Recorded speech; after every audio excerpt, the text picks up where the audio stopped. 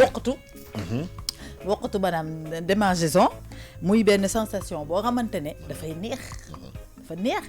woqatu ni boo koy def dafay neex parce que dafay xasan voilà day xasan nga am envie woqatu affaire booy woq muy neex nekk li ngay woq yëpp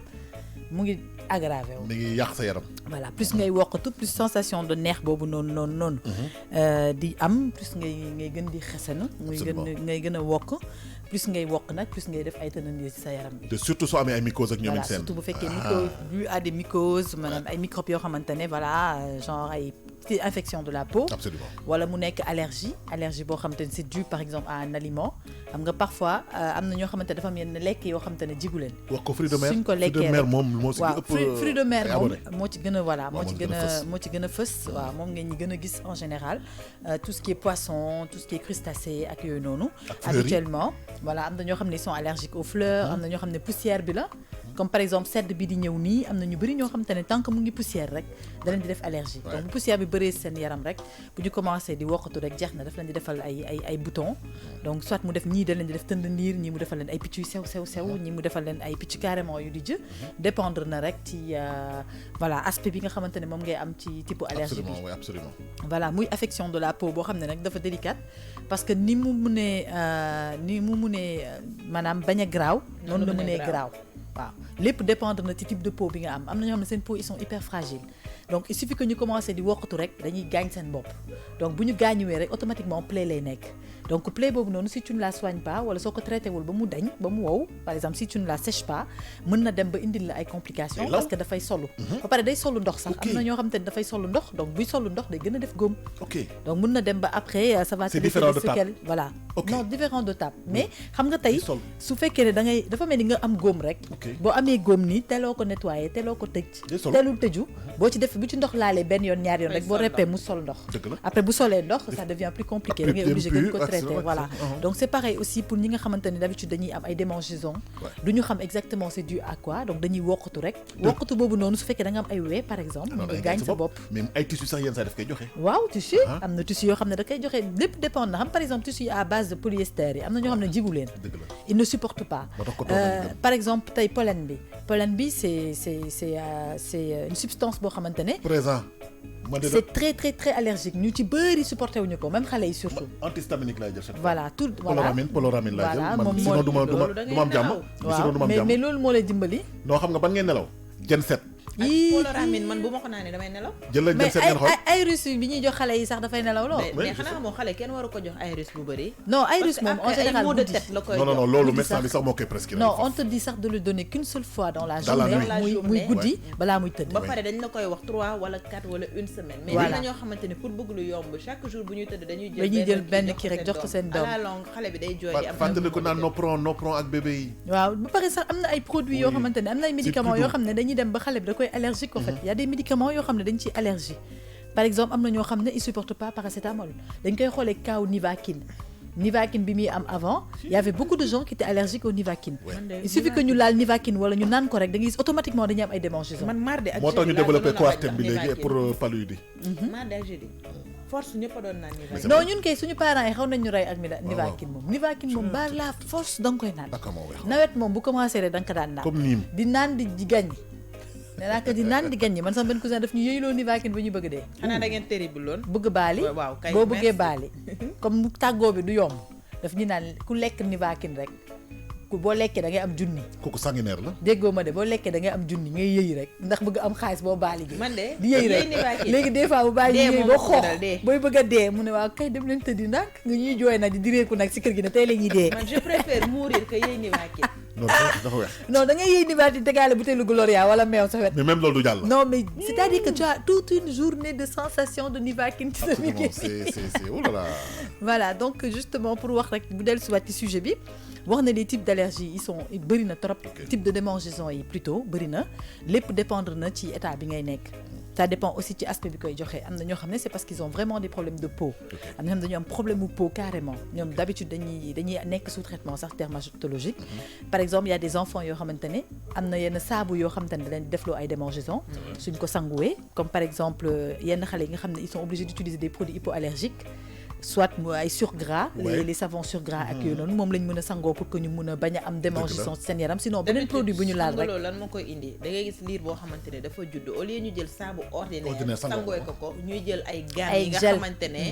gamme yu dafa bëri parfum cher yi sax def ko ci te xale warul laa lu dul savon ordinaire ak karité dans un premier temps oui xale amul diw waru ko def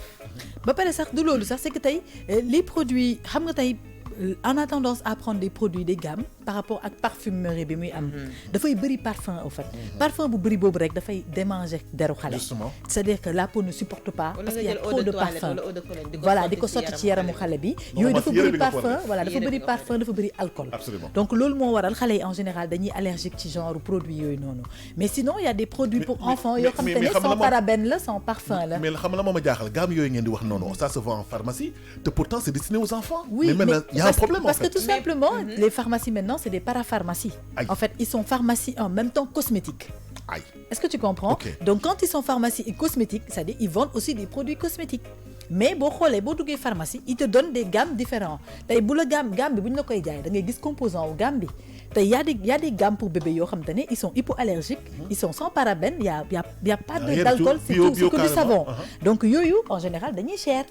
les gens aussi climat bi ak pays bi ñu nekk daf ciy joué waaw mën na nekk mel ni Sénégal beeg tàngoor bi nga jël gamme bu mel ni chlorane bébé jël ko diwoo ko xale bi mu niin fatt pooram yi loolu baaxul c'est vrai et puis y a eu la photo d'un enfant blanc dessus ñun dañoo am suñu cosaan am suñu aada xale daal ba àddina di baax karité nga koy diw ba muy dëgg la dafay am peau bu rafet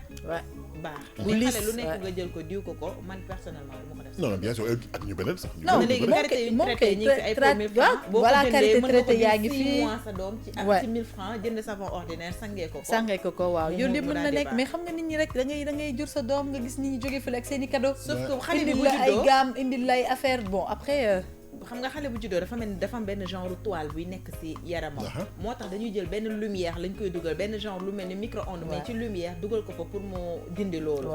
loolu pour le même jour mën nga jël Dexeryl nga diw ko automatiquement mbuus boobu dafay daal di dañ mais bu weesoo loolu mën nga jël xale bi nga koy diwee mais Dexeryl de toutes les façons quand l'enfant habituellement a des problèmes de peau dañ la koy sax recommander à la pharmacie même ñun waruñoo diwoo Dexeryl tous les jours non garab la de beauté mais on bof les gens moom xam nga nit ñi rek tant que mu ngi nooy mu ngi neex rek dañ koy naax seen yaram yi man daan naa ko def nag dëgg-dëgg ndax dafa nooyoon mais da ngay dem ba da ngay ñuul kooku mais après daf lay ñuulal waaw loolu mooy danger wu Dexeryl mooy c'est un médicament en fait c'est un médicament donc ak yeneen i produits yoo xam te ne nit ñaa ngi koy utiliser ils font pas attention même ñun ñi ci jigéen ñi comme góor ñi parfois on utilise des pommades yoo xam ne ça fait des allergies sur la peau ça démange des fois nga jënd benn diw nga diw ko nga sant sa yaram bi di saf tu te rends pas compte de safaay bi lan la c'est parce que en fait tu es allergique à produit boobu noonu daf lay démanger mais li gën a soof ci démangeaison mooy démangeaison boo xam ne du arrêté mais man fan yi daal na ma fi ma jënd sama diw ñu ne ma dafa baax ma jënd ko lu cher diwoo ko mais daf ma allergie sama yaram bi fu ma toog muy xasan waaw day xasan day def ay rougeur maa ko doon wax dama arrêté diw bi rek xasan day def ay rougeur donc du coup ba pare li gën a graaw ci loolu mooy xasan bu dul arrêté xam nga loolu dafa métti il faut aller voir un dermatologue mu jox la ay sirop wala ay comprimés yoo xam ne da nga koy naan pour arrêter démangeaison bi parce que démangeaison bi bu arrêté wul mooy da ngay continuer di gratter wu te comme ni ma ko waxee rek quand tu te grattes à la longue la partie bi ngay gratter wu dafay égratigner wu donc bu égratigner wu rek da def plaie da ngay gis après boo seetloo léegi dafa neex benn question yàlla bu mu daal sa digg ginnaaw bi nag da ngay wër foo ko kiyee foo ko brosser wala ku romb nga ne ko dimbali ma doo ma woqal sama digg ginnaaw bi ne ku ma woqaloo dootoo ko defet waaw genre laar yi nga xam ne dañoo am weñ tey fii la ñuy nekk tey di woq muy neex ñuy chanter di woq muy neex nekk ñu ngi xolli seen der bi léegi après xoolal soo demee bay sangu tey nga tàkk léegi benn question xam nga yenn saa yi saan dinañ tamit démangeaison oui bu baax voilà bu baax saan moom surtout ci seetlul xale yi en général bu ñu amee saan seetlu leen foo leen fekk ñu ngi xis mbàcc foo leen fekk ñu ngi xis muy xale di mag saan moom boo ko amee moom la plupart du temps dafay génn sous forme de bouton absolument toujours daf lay gratter loolu alors am na nag yenn démangeaison yoo xam ne il suffit que nga jël poudre comme ay Salvatis comme ay nu mu tuddati beneen saan moom il faut se déparasiter non saan moom da ngay déparasiter bu orange bi nu mu tudd fàtte naa tur bi waaw man tamit Salvatis non pas Salvatis Exofen voilà non man boobu jiguma man Salvatis moom a jig Exofen wala Salvatis en général quand tu as des démangeaisons boo ko ci defee da ngay gis après da ngay soulager par contre nag man Exofen su ma ko defee daf may irriter ah ouais oui tu vois par exemple yow sa cas c'est différent Ce cas, c'est différent. Ce cas, c'est différent. Yow. Mais quand c'est des démangeaisons dues à saan moom da ngay dem déparasité wu jël sa déparasitant déparasitant bi nag kaay la ñu wax ci lu leer déparasitant dafa am règle boo respecté wu règle bi jàppal ne sa naan gi nga naan amul benn effet zéro la zéro lu leer laal te am na saan yoo xam ne benn déparasitant faju ko. D'habitude les gens font des cures. Oui am na saan yoo xamante ne 3 jours yi sax c'est pas suffisant da ngay def 3 jours semaine encore nga defaat 3 jours semaine encore nga defaat 3 jours maanaam sur presque 3 semaines dañ lay traité. Bon ces gens-là ils sont parce que sa restés saan bi longtemps. voilà parce que sa saan bi dafa dem ba tax nekk position boo xamante ne il faut nga traité ko bu baax pour mu rey ko carrément. Absolument oui. C'est différent de xale yi nga xam ne dañ leen defal benn prise tey beneen prise bi une semaine avant dañ daan def 15 jours mais léegi arrêté nañ 15 jours bi léegi une semaine lu ci gaaw laaj xam nga laaj waaw laaj jël ko haché ko def ko ci ndox mais looloo ci gaaw mais da ngay jël rek def rek daal di naan ndox warax ko waaw wala nga def ko ci comme ku naan infusion Nivaquine moom mën naa wala la nga ko boole nga def ko comme kii comme infusion nga def ko ndox boobu moo gën a naqaree naan waaw da nga koy def da nga koy xooj ci ndox am na ñoo xamante ne moom la ñuy jël def ko ndoxu naan en fait et c'est très très bon parce que non seulement dootoo saan moom dootoo ko gisati sa àdduna ba pare secondo day fekk voilà day fekk du bëri maladie cardiovasculaire man am na benn affaire boo xam ne dama koy def da ngay dëbb laaj bi rek mais doo ko écraser ba mu tas loolu la nit ñi xamul nag laaj bi boo koy dëbb doo ko écraser ba mu mokk non non da nga koy takk da nga koy dafa mel ni nga dóor ko rek juste mu waaw tuccal ko quoi haché ko mu def ay mu bàyyi fibre normale yi nga doog ko xooj. man am na benn combinaison bu may def damay jël laaj la ñu may dëbbal ak gingembre après ma jël ko chaque soir kuddu waaw def ko si ndox bu tàng naan ko waaw c'est efficace oui loolu tam c'est très très ça te bon fait maigrir c'est sain et puis surtout mais ça dégage tout ce qui même est dans même ton kii bi nu mu tuddati persil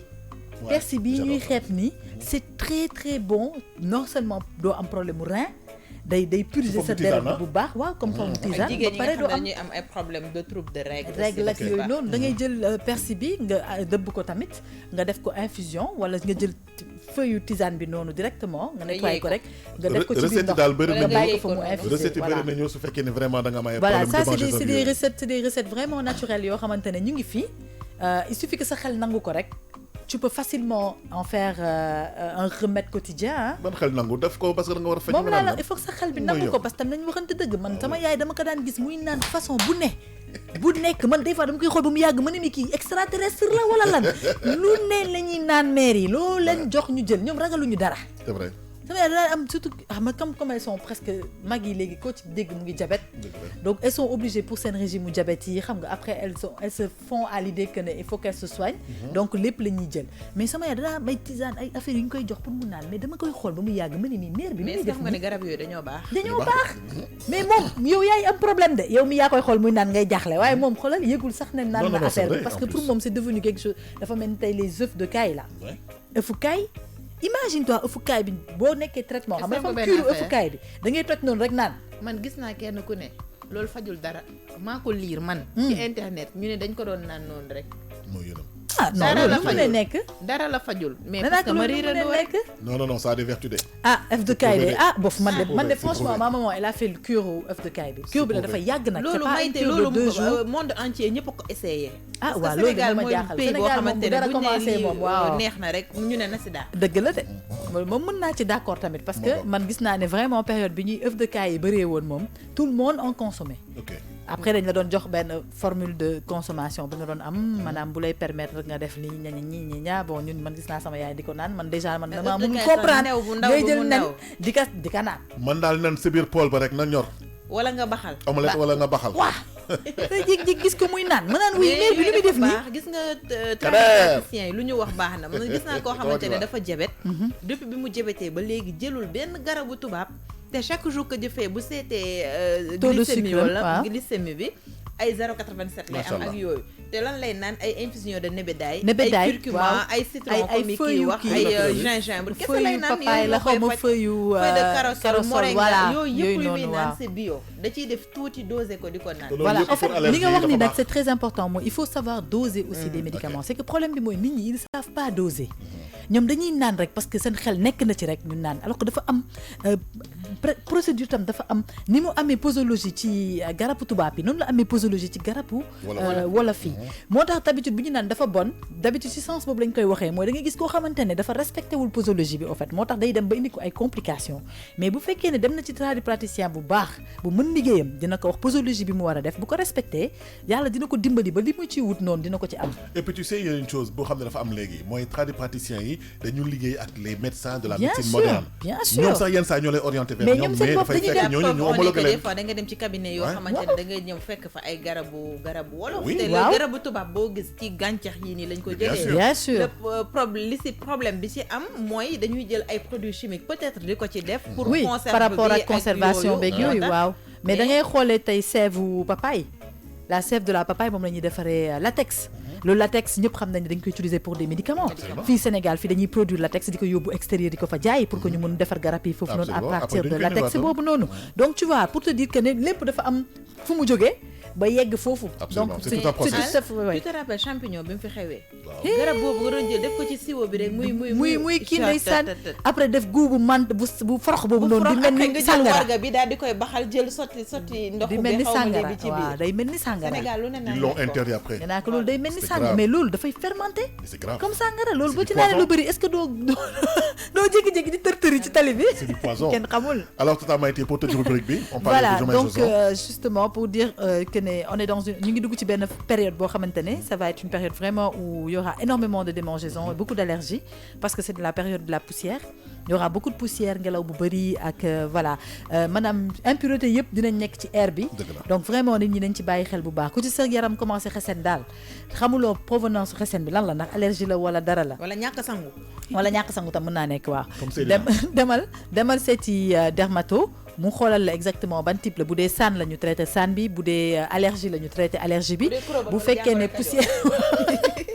bu dee poussière la bon mun ngeen jël comment dirais-je soit comme ni mu ko waxee sànq Dexéril boo ko diwee normalement day arrêté démangeaison te day wowal sax day dindi picc yi bu fekkee ne amuloo ko nga jël poudre salvatis yaa ngi fii Exofen mun nga ci def nga gis l'essentiel mooy na nga arrêté déjà démangeaison bi après nga doog a dem xool comment faire pour traiter bu fekkee allergie la wala leneen voilà mais sinon wokkatu bi moom mën naa bañ a nekk feebar waaw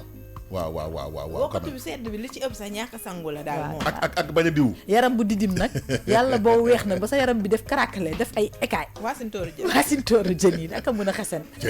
fii am na koo xam ne loolu da koy daal non góor ñi moom ma chérie nañ jël suñuy caméra suñu téléphone yi rek taal suñuy caméra di nga gis ku weex ba énervé la man naa jël bébé maman karité teg ko yii nag seen yii nag di saf yi muy safee man de dara du weex seen yéeg seen tostani dana ma tendance fenn depuis ngeen séq ma nii man neexuma sax non góor ñi rek man moom sama caméra laa nar a taal ku repp ba ma romb la ba jël tous les quelqu'un laa di tendance na la nee na sa fii daxaa weex waaw moo ko wax de barke Serigne Saliou yaa ngi may tooñ c'était la rubrique santé avec Maïté